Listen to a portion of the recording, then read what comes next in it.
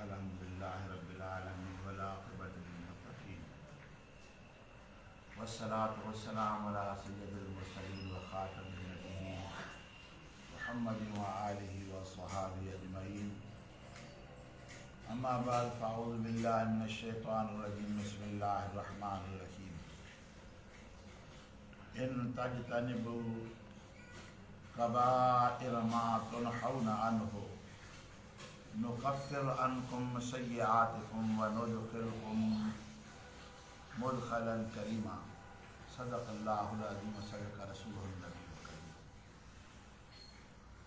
अल्लाह ताला की ज़ात बाबरकात इरशाद फरमायो, इन तजतनिबू कबाइर मा तुनहौना अन्हु,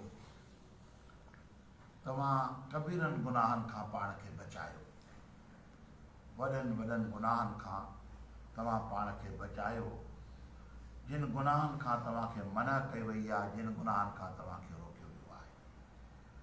कबीर गुनाह छाखे चइबो आहे? जंहिं गुनाह जी इस्लाम जे अंदरि सज़ा मुक़ररु आहे, इनखे कबीर गुनाह चइबो आहे। या आख़िरत में अल्लाह ताला जी ज़ात बाबरकात उनजे लाइ अज़ाब जो बयानु फरमायो आहे, इनखे कबीर गुनाह चइबो आहे। कबीर गुनाह बुरो आहे, इंसान जी बि तौहीन आहे ऐं ख़ुदा जी नाफ़रमानी जे अंदरि वॾो क़दम आहे। गुनाह गुनाह हूंदो आहे, पर मुफ़स्सिर इकराम फरमाइनि था त सगीरे गुनाहनि खे बि घटि न सम्झिजे। जॾहिं सगीरे गुनाह खे इंसान हमेशह करे थो पियो, हमेशह करण जे करे उहो कबीर गुनाह थी वेंदो आहे।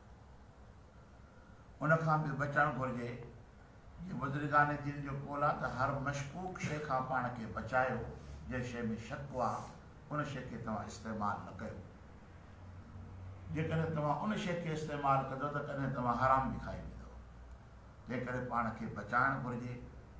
सो इंसान पंहिंजे जिस्म में ऐं पंहिंजे लिबास में पाण खे बचाए थो। जिस्म जे मथां ज़ख़्म थी पए त फ़ौरन इलाज जी कोशिशि कंदो। हीउ पटु थियो आहे, हीउ ज़ख़्म थियो आहे, हीउ नासूर न थी वञे, कपिड़ो मेरो थी वेंदो, उनखे मटाईंदो, जल्दी उनखे धोईंदो त लिबास खे मां साफ़ु करे वठां। हीउ एॾो ख़राबु न थिए जो वरी धोपी न सघे। जॾहिं इंसानु कबीरो गुनाह करे थो पियो त हुनजी दामन जी कासो दाग़दार थी वञे ऐं इंसान खे घुरिजे त उन नाफ़रमानी, एॾी वॾी नाफ़रमानी खां पाण खे बचाइणु घुरिजे। फरमाए त मां तुनहौना अन्हु नुकफ्फिर अन्कुम सय्यआतिकुम, मिटींदासीं असां तव्हांजे बुराइनि खे, तव्हांजे गुनाहनि खे। व नुदखिलकुम मुदखलन करीमा, ऐं इज़त वारी जाइ जे अंदरि असां तव्हांखे दाख़िल फरमाईंदासीं, जेकॾहिं तव्हां कबीरनि गुनाहनि खां पाण खे बचाईंदव। कबीर गुनाह जे अंदरि आसान कम बि आहिनि ऐं ॾुखिया कम बि आहिनि।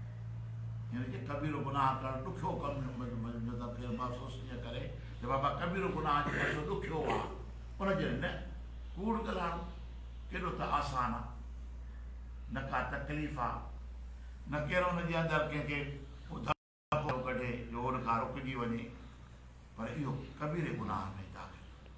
गिला करणु कंहिंजी, इहो बि कबीरे गुनाह में दाख़िल आहे।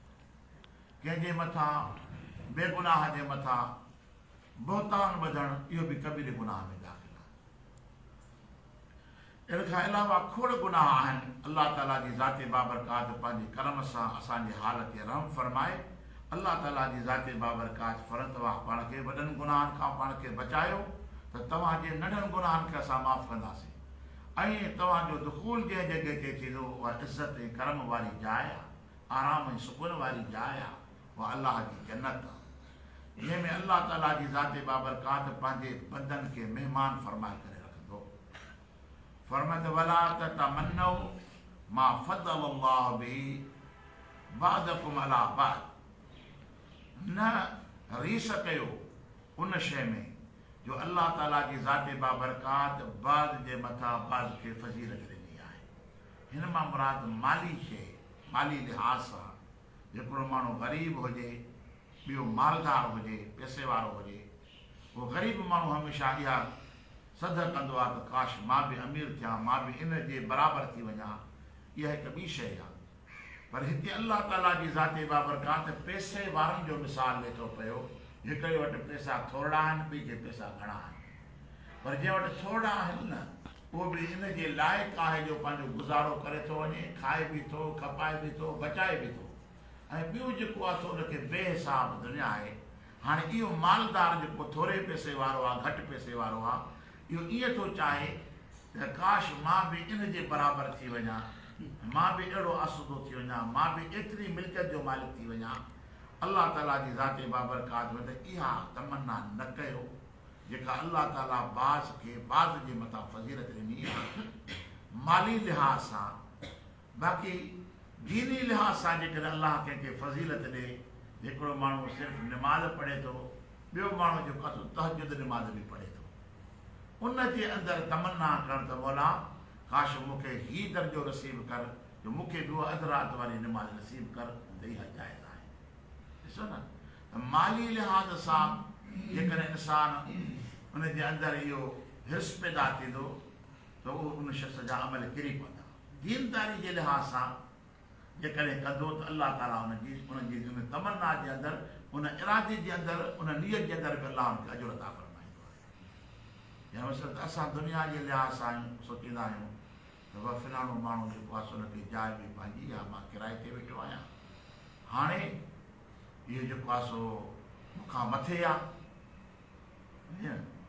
ऐं मां काश जेकॾहिं मूंखे बि एतिरो माल हुजे त मां पंहिंजो घर ख़रीद करे वठां।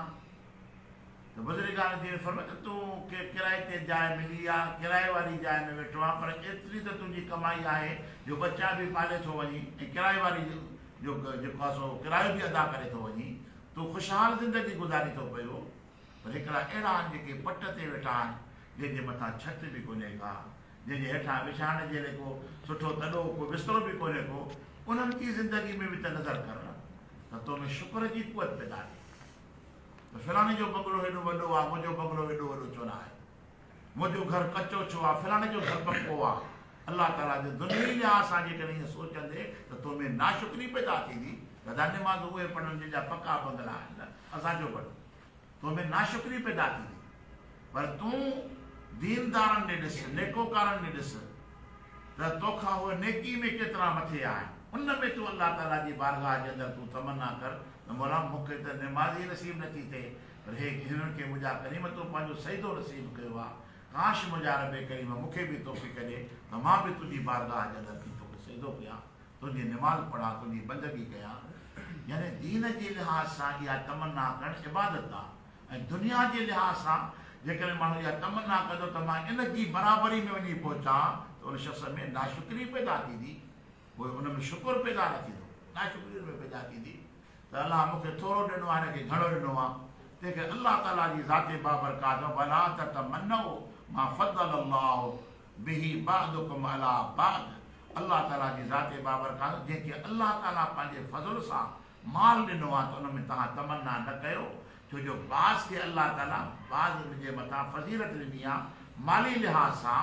त अल्लाह ताला जी ज़ाते बाबरकात इरशाद फरमाए थो पियो त इहा तक़सीम मालिक जी आहे, ख़ुदा जी विरासत आहे, जो ख़ुदा करीम हुनखे अमीर बणायो आहे, हुनखे पैसा ॾिना अथई, तोखे ग़रीब बणायो आहे, त तूं इन हाल में राज़ी रह त हुनखे अमीर करण वारो केरु आहे, तोखे ग़रीब करण वारो केरु आहे। जेकॾहिं तूं इहा सोच रखंदे त तो में अलाह जो शुकुर ऐं अल्लाह ताला जी ज़ाते बाबरकात जी बंदगी जी तौफ़ीक़ पैदा थिए। हिकिड़ो शख़्स कंहिं बुज़ुर्ग वटि जी दरबार में वियो, उते वञी सुवाल कयईं त मूंखे हाजत आहे, मूंखे कुझु मुंहिंजी मदद कयो। हुन चयुसि त तो वटि कुझु कोन्हे को, मूं वटि कुझु कोन्हे को, का शइ न आहे। अलाह तोखे कुझु कोन ॾिनो आहे, की मूंखे अलाह कोन ॾिनो आहे, तंहिं करे त मां तुंहिंजे दर ते आयो आहियां, तोखां पढ़ण आयो आहियां। त बुज़ुर्ग फरमाए त हीउ जेको हथु आहे, तुंहिंजे हथ जे अंदरि अलाह 5 आङुरियूं कयूं आहिनि। हाणे हीअं कर जो हिन 5 आङुरियुनि मां हिकिड़ी आङुर मूंखे कटणु ॾे त मां तोखे 10,000 थो ॾियां। हिकिड़ी आङुर ख़ैरात ॾिनी थी त ॾे, हरूभरू ईअं ज़ुल्म त न कर न मूंसां, मां तोखे साहिल बणिजी आयो आहियां। इहे 10,000 इहे साईं 20,000 ॾींहं त बि न ॾींदोमांइ, पुराणी ॻाल्हि आहे। या पोइ कीअं तूं चई थो त अलाह मूंखे कुझु कोन ॾिनो आहे, यानी 20,000 जी हिकिड़ी आङुर तुंहिंजी आहे, त हाणे जेकॾहिं तूं 5 आङुरियूं तुंहिंजे हथ हिकिड़े में आहिनि, लख जो माल त इहो आहे, कीअं थो चए तो मूं वटि कुझु कोन्हे। त इंसानु कॾहिं पंहिंजी जिस्म जी काइनात में त नज़र करे त अलाह करोड़नि जूं नेमतूं जिस्म असांजे में रखियूं आहिनि, त कॾहिं बि ईअं न चवणु घुरिजे त ख़ुदा मूंखे न ॾिनो आहे, बल्कि अलाह मूंखे एतिरो ॾिनो आहे जो खणी दुनिया जे लिहाज़ सां ही दुनिया जो पैसो जेका मूड़ी आहे, चंद ॾींहंनि जी आर्ज़ी इहा शइ आहे, इहा कंहिंसां गॾु हलण वारी न आहे। पर अलाह ताला पंहिंजे बंदे खे अलाह ताला जी जेका महिरबानी आहे, करम नवाज़ी आहे, त जिस्म जे अंदरि नज़र करे त अलाह ताला करोड़नि जी दौलत अता फरमाए छॾी आहे।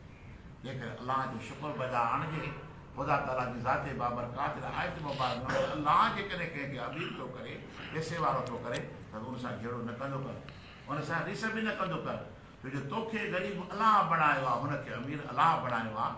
उन रब जी बारगाह में तमन्ना कर त ख़ुदा ताला जे ख़ज़ाननि में का कमी आहे।